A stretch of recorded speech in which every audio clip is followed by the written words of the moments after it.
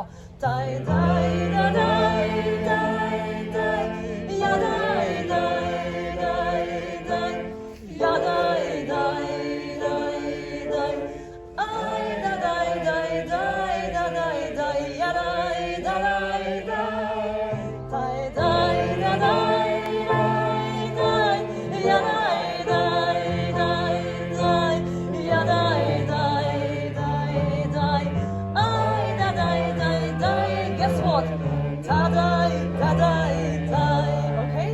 Let's sing this whole major section. Die, die. Know this one now? You can harmonize as well. Die, die, da, die, die, die.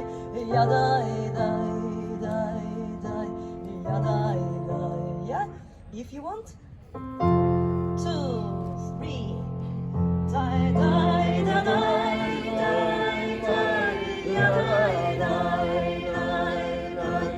Ya, die, die, die, die. Ay, da, die, die, da, die, die. Ya, die,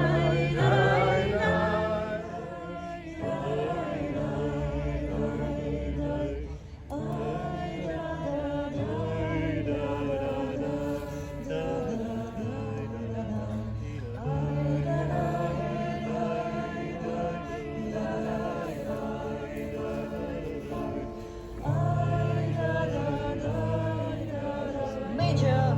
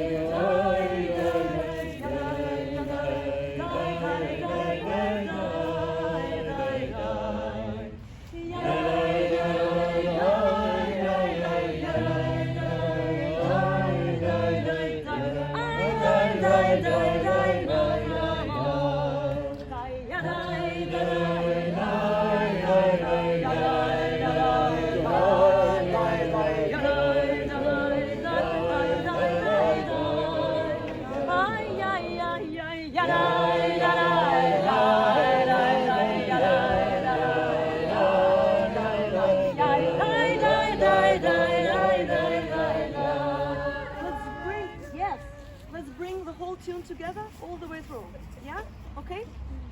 I will do this and I will sing the main melody, and if you feel like, do something else. Freedom, freedom, freedom.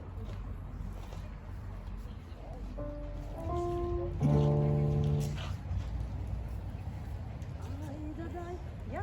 Let's